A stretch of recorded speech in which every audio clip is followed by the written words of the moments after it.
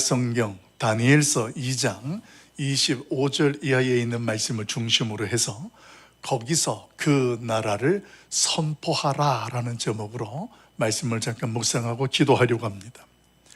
여러분, 저와 여러분이 교회를 처음 다닐 때를 생각해 보십시오. 또 오랜만에 교회를 다니시기 시작하신 분이나 처음 교회를 등록하시는 분들은 교회에 나와서 듣는 말들 중에 좀 당황스러운 이야기를 듣게 됩니다. 그 말은 다른 말이 아니고 내가 이 세상을 살고 있는데 이 세상 말고 또 다른 세상이 있다라는 말을 들을 때 황당합니다. 아니, 지금 이 세상 사는 것도 벅찬데 이거 말고 또 다른 세상이 있다고? 근데 그 이야기를 들어보니까 무슨 이야기를 하냐면 천국이라는 것을 말하고 지옥이라는 것을 말합니다.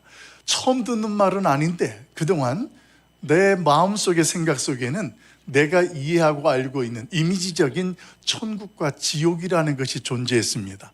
그런데 교회에 와서 보니까 성경을 통해서 목사님이 말씀하시고 또 목장 모임에서 나누다 보니까 진짜로 천국이 존재한다라는 거예요. 근데 여기서 멈추지 않고 무슨 이야기가 또 되냐면 누구든지 간에 예수님을 믿으면 그 천국에 가지만 만약에 그 예수님을 믿지 않으면 지옥 간다는 말을 들으니까 덜커덩 겁이 나는 거예요.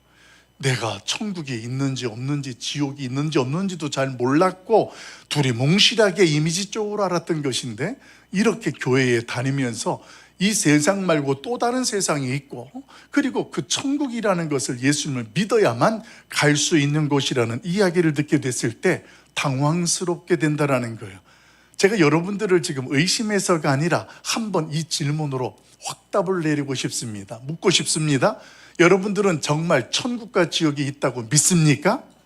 아멘. 그런 믿음으로 이 자리에 있다면 당황스러운 단계는 지난 거예요. 근데 솔직하게요, 저는 아직 천국에 있는지 지옥에 있는지 잘 모르겠어야 하는 사람은 오늘 말씀을 잘 들어보십시오.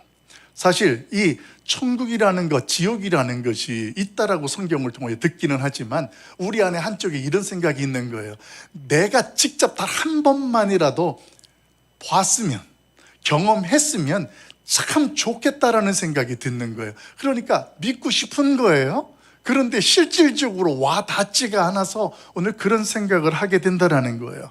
이렇게 이야기하고 생각하는 근거가 하나 있어요. 많은 이유가 있겠지만 무엇보다도 우리가 이해하고 있는 천국과 지옥이라는 것은 사람이 죽으면 가는 곳이라고 생각하니까 더더욱 우리가 실질적으로 죽지 않았으니 받아들이기 어렵고 믿기 힘들다라는 것, 이것이 저와 여러분의 현실입니다.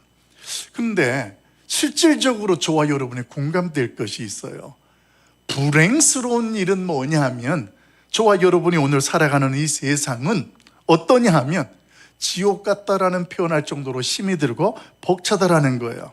여러분, 우리는 이미 예수 그리스도를 통하여서 그 지옥 같은 세상 속에 천국을 경험하고 천국 백성으로 살아가는 성도인 줄로 믿습니다. 이게 굉장히 중요한 정체성이에요. 지옥 같은 세상이지만 예수님을 통해서 내가 천국을 이미 맛보고 있다는 거예요. 여러분, 하나님께서 이 세상을 창조하실 때 원래 계획은 하나님께서 세상을 창조하시고 인간들을 그 창조하신 피조물 가운데 세우시면서 너희는 나의 무조건적인 사랑을 받아서 그 무조건적인 사랑을 받아서 너희는 행복한 인생으로 세상 속에서 세상과의 관계 속에서 내가 너희에게 부여한 목적을 이루고 행하는 삶을 살도록 저와 여러분이 지음받았고 존재하게 되었다라는 거예요. 그러니까 내가 이 땅에 살아있다라는 것은 애당시초 하나님께서 나를 이 땅에 창조하실 때부터 맺으신 관계적 언약이 있는 거예요.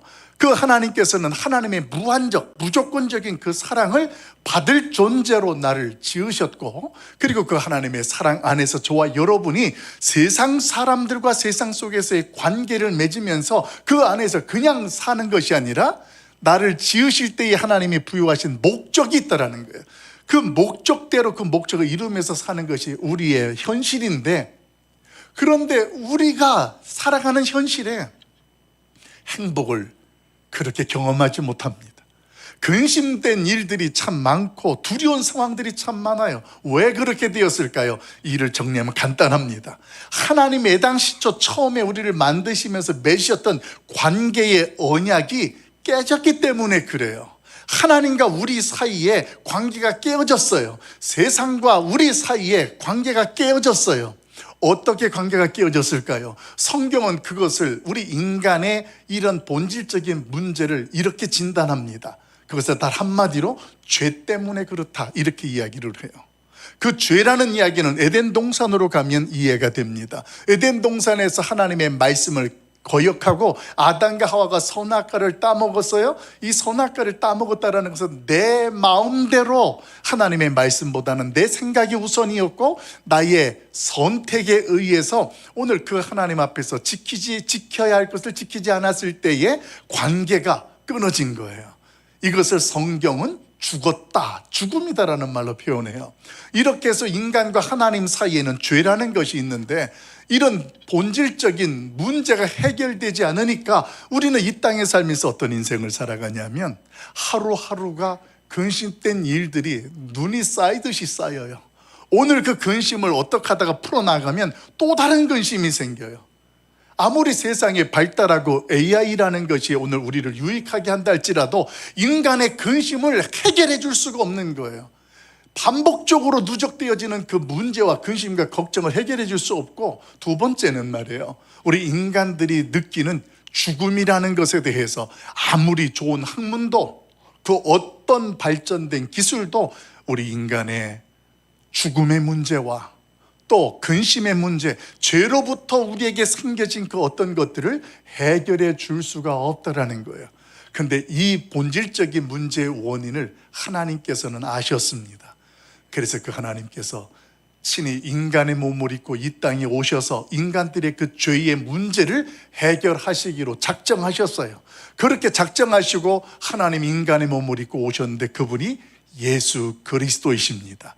예수님이 이 땅에 오셔서 행하신 일은 우리가 죄를 지었으면 그 죄에 대한 대가를 지불해야 되는데 우리 스스로가 그 대가를 지불할 수 없는 까닭에 하나님이 직접 그 십자가에서 우리의 죄의 대가를 지불하셨어요.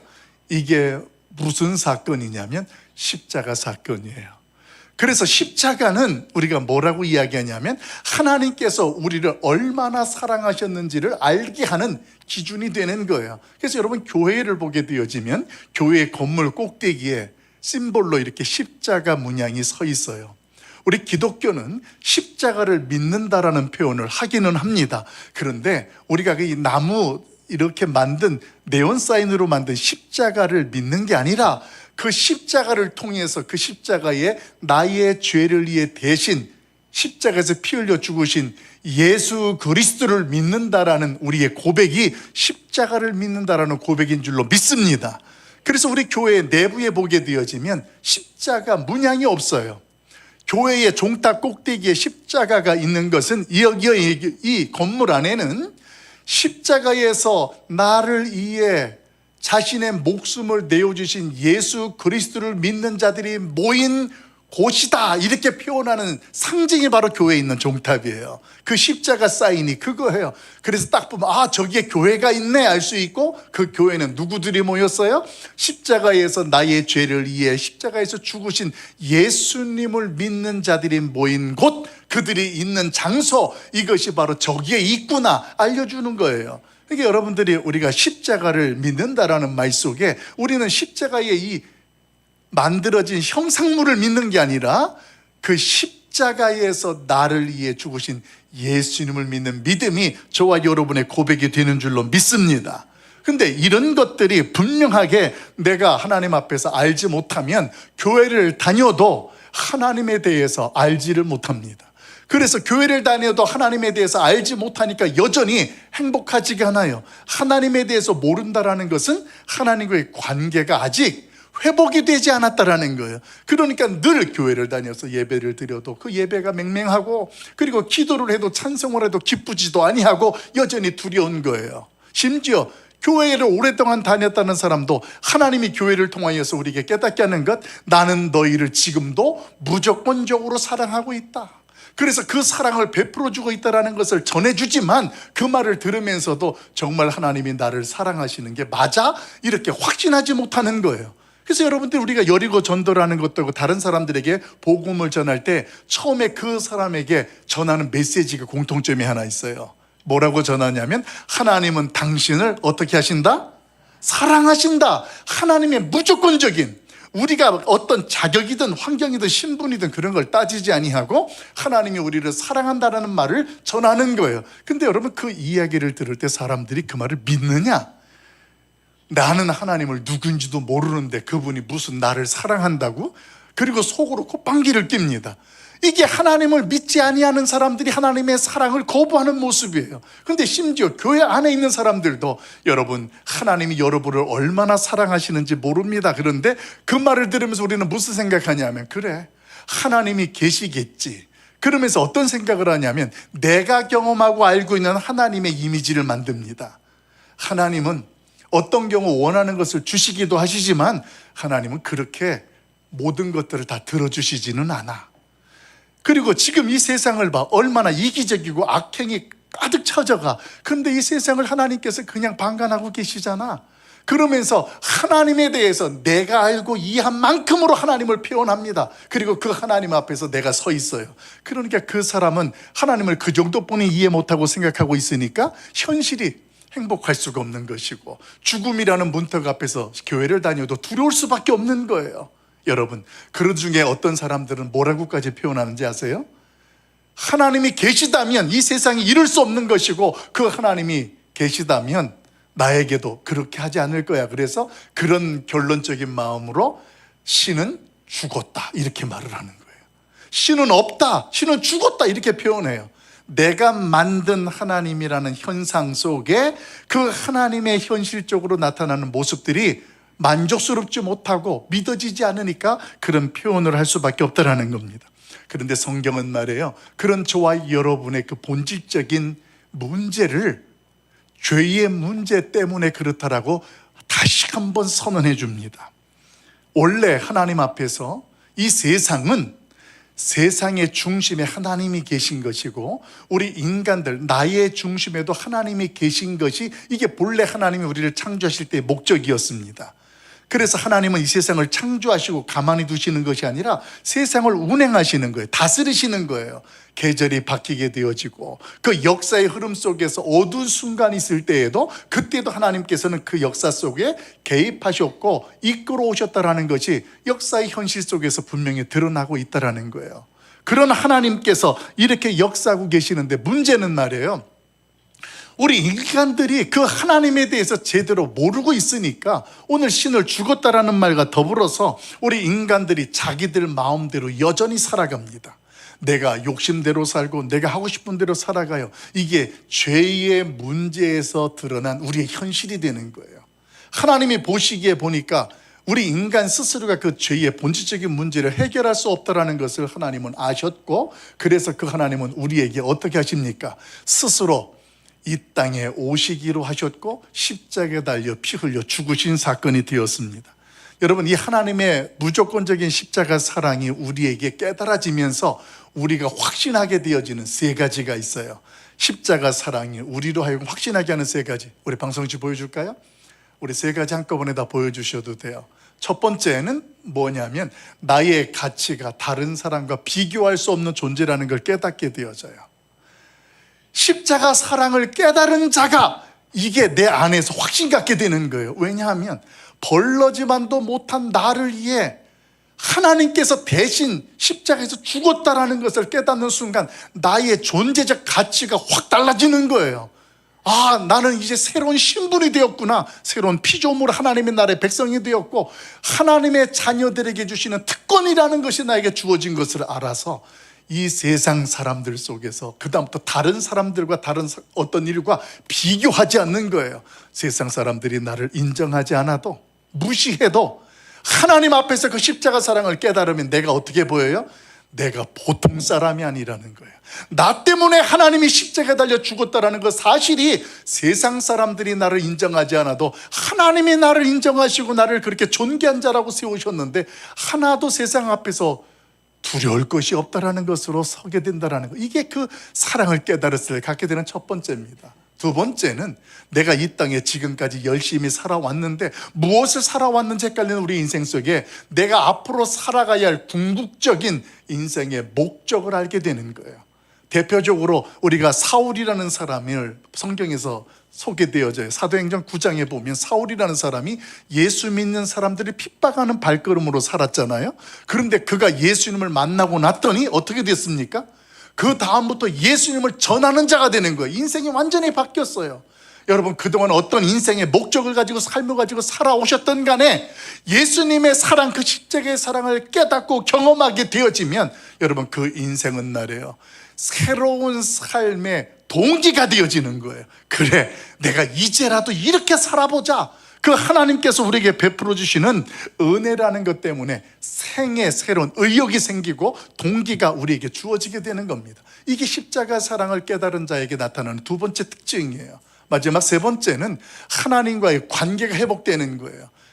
인간의 죄 때문에 관계가 끊어졌던 것이 회복되면서 그 이후부터 하나님의 다스림을 받게 되어져요. 이제부터 하나님의 자녀다. 내가 어디로 가든지 함께하고 내가 너를 지켜주겠다라는 하나님의 다스림 안에 거하게 되어져요. 이게 하나님의 십자가 사랑을 경험하면 확신하게 되어지는 세 가지. 여러분, 이런 삶 속을 살아가는 사람을 뭐라고 표현하냐면 천국에 속한 사람이다, 이렇게 말을 해요. 여러분, 지옥 같은 세상이지만 하나님이 우리의 인생과 우리의 가정을 지키고 있고 사랑해 주신다라는 것을 경험했었던 순간을 떠올려 보십시오. 모두가 다 절망하고 있었던 그때에 하나님이 기적적으로 은혜를 베풀어 주셔서 우리의 인생이 질병에서 해방되어지고 사고 가운데에 보함을 받고 두려움 속에 있었던 우리의 자녀들이 어떠한 일들을 은혜 가운데 잘 감당해냈을 때 그때 느끼는 것, 야, 하나님께서 도와주셨구나, 이게 하나님의 은혜구나. 여러분, 이게 천국이라는 거예요. 조금 전 우리 438장 찬양 드렸습니다. 내 영혼이 은총 입어 예수님을 만나고 나서 죄 용서받고 구원받고 보니 내가 있는 그곳이 다 뭐라고 지금 우리가 찬양으로 고백해요?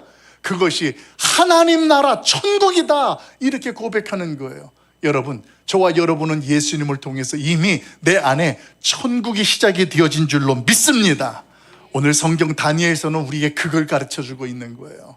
오늘 성경 다니엘서 1장 1절과 2절에서는 우리에게 뭘 가르치고 있냐면 하나님은 내가 있는 그곳에서 하나님의 나라를 선포하라, 살아가라, 이렇게 이야기합니다. 우리 1절 2절 말씀 우리 방송실 도와주는데 읽어볼까요? 같이 봅니다. 시작. 유다왕 여호야김이 다스린 지 3년이 되는 해 바벨론 왕 느부갓네살이 예루살렘에 이르러 성을 에워쌌더니 주께서 유다왕 여호야김과 하나님의 전 그릇 얼마를 그의 손에 넘기심에 그가 그것을 가지고 신할 땅 자기 신들의 신전에 가져다가 그 신들의 보물 창고에 두었더라. 아멘. 여러분, 이 다니엘서의 1장 1절부터 시작되는 내용을 보게 되어지면 배경이 정리가 되어져요. 지난주에 우리가 에스겔서에 대해서 말씀을 묵상할 때에 대선지서라는 내용을 여러분들이 다 배웠습니다. 이사야, 에레미야, 그 다음에 에스겔, 다니엘, 여기에다가 어떤 학자들은 에레미야, 에가까지 해서 5개 하는데 저희는 4개로 크게 대선지서를 나눈다.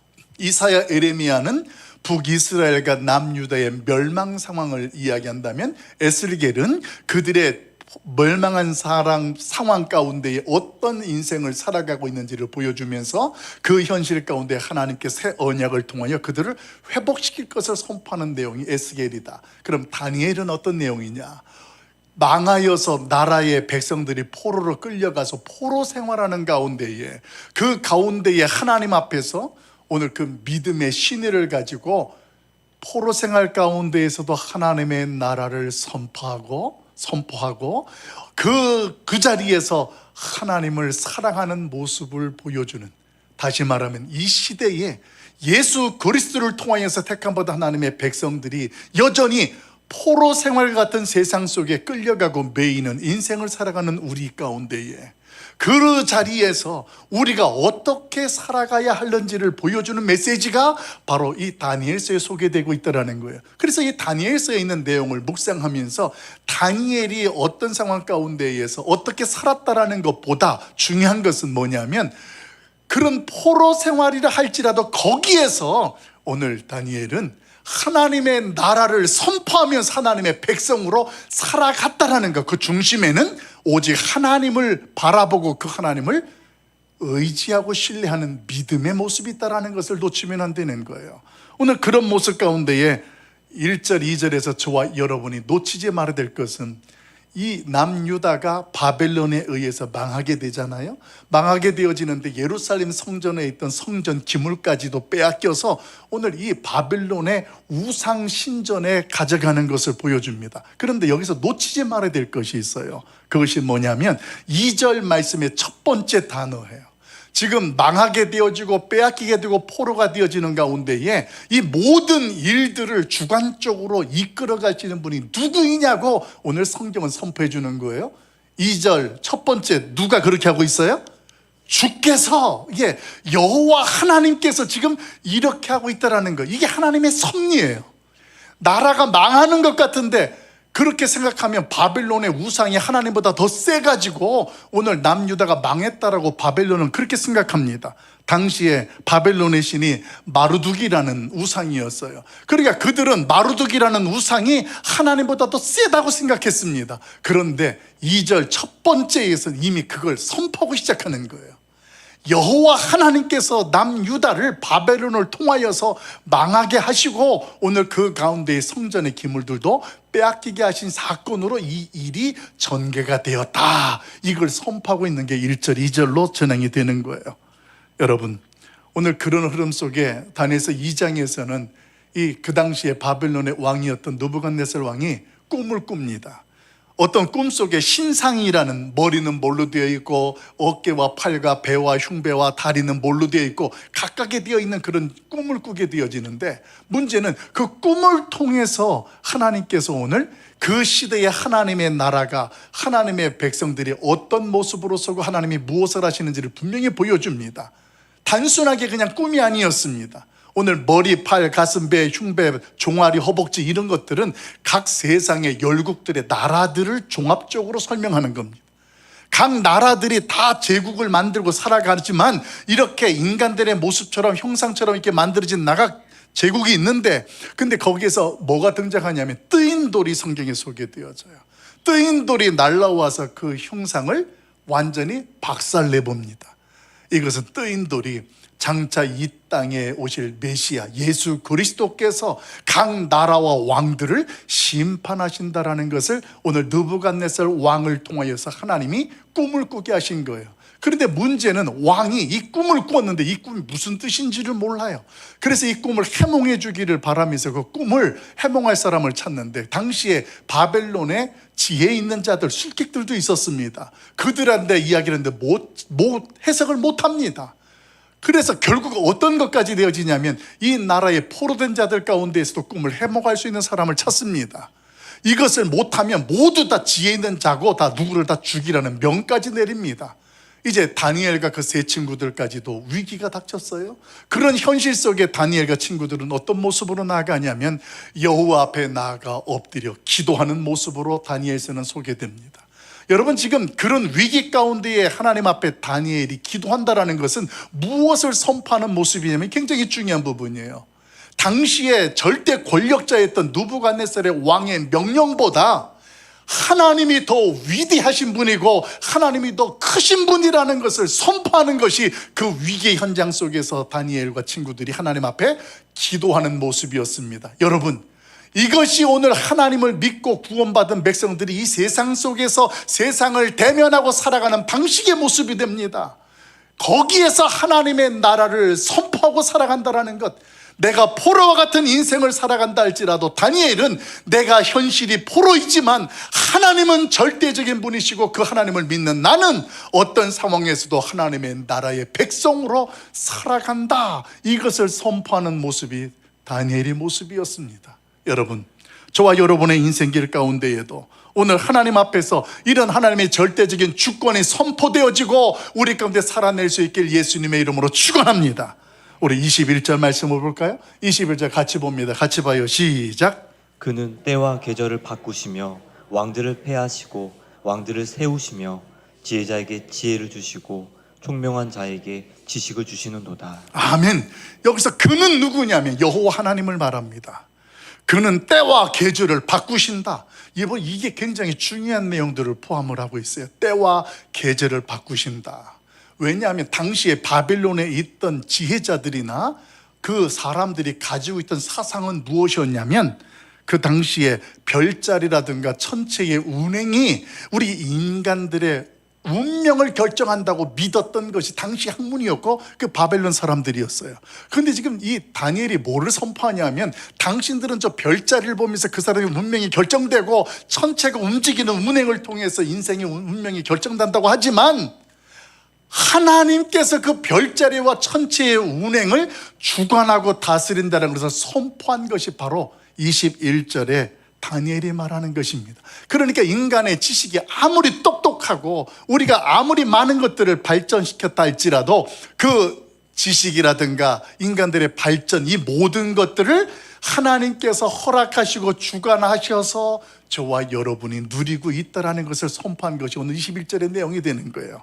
오늘 그 내용이 우리 하나님의 말씀을 믿고 구원받은 저와 여러분이 이 세상을 살아가는 기준이 되고 우리의 믿음의 고백이 되길 예수님의 이름으로 축원합니다. 여러분, 느부갓네살 왕도 고민스러웠고 이 시대를 살아가는 성도들도 고민스러웠습니다. 세상 그 어떤 것으로도 그 두려움과 죽음의 문제를 해결할 수가 없는 거예요. 여러분, 그때에 애굽의 바로 왕에게도 출애굽 여정에 하나님이 어떤 분이시고 무엇을 하신지를 보여줬던 사건이 있습니다. 출애굽기 8장 18절 말씀 우리 같이 한번 읽어볼까요? 같이 봐요. 시작. 요술사들도 자기 요술로 그같이 행하여 이를 생기게 하려 하였으나 못하였고 이가 사람과 가축에게 생긴지라. 요술사가 바로에게 계속 19절. 요술사가 바로에게 말하되 이는 하나님의 권능이니이다 하였으나 바로의 마음이 완악하게 되어 그들의 말을 듣지 아니하였으니 여호와의 말씀과 같더라. 아멘. 여러분, 출애굽기 8장은 우리가 아는 것처럼 이스라엘 백성들이 애굽에서 나오기 전에 하나님께서 10가지의 재앙을 통하여서 하나님이 어떤 분인지를 알게 하는 그런 역사적인 상황이었습니다. 그때에 하나님께서 모세를 통하여서 어떤 능력을 행하시니까 애굽에 술객들이 있었어요. 마술사들이 있었습니다. 그들도 모세가 하는 대로 따라하는 거예요. 근데 그들이 지금 이 8장 18절 19절에서 고백하는 거예요. 따라서 했는데 티끌을 통해서 이가 만드는 장면에서 그들이 거기서 포기합니다. 이거는 인간이 할 수 있는 게 아니다. 그래서 19절 말씀 한 번만 더 띄워주실래요? 19절 말씀에 보게 되어지면 뭐라고 되어 있느냐? 요술사가 바로에게 말합니다. 그리고 뭐라고 말해? 같이 읽어봐요. 시작. 이는 하나님의 권능이니이다. 아멘. 이 일은 인간들이 흉내낼 수 있는 일이 아니라는 거예요. 하나님이 하시는 일이라는 것을 그 술객들을 통하여서 바로 왕에게 고하게 되어집니다. 여러분, 오늘 본문 속에서도 다니엘이 그 이야기, 하나님의 절대적인 주권을 선포합니다. 꿈을 해몽하라는 이 느부갓네살 왕의 요구 앞에 28절에 다니엘도 똑같이 선포합니다. 28절 같이 읽어봐요. 시작. 오직 은밀한 것을 나타내실 이는 하늘에 계신 하나님이시라. 그가 느부갓네살 왕에게 후일에 될 일을 알게 하셨나이다. 이에 왕의 꿈 곧 왕이 침상에서 머릿속으로 받은 환상은 이러하니이다. 아멘. 오늘 다니엘도 뭐라고 이야기합니까? 이렇게 왕이 꿈을 꾸게 하신 것은 왕이 그냥 꾼 것이 아니라 전능하신 하나님이 왕에게 그 꿈을 꾸게 하신 것이고 그 꿈을 해몽하는 것 또한 하나님께서 왕에게 알게 하시는 일입니다. 하나님의 절대적인 주권, 하나님의 모든 것들을 통치하고 다스리시는 것을 분명하게 선포하고 있다는 것입니다. 사랑하는 성도 여러분, 오늘 저와 여러분이 살아가는 세상 또한 하나님의 섭리와 주권 안에 다스림을 받고 있음을 믿습니까? 이게 우리의 믿음의 고백이 되는 거예요.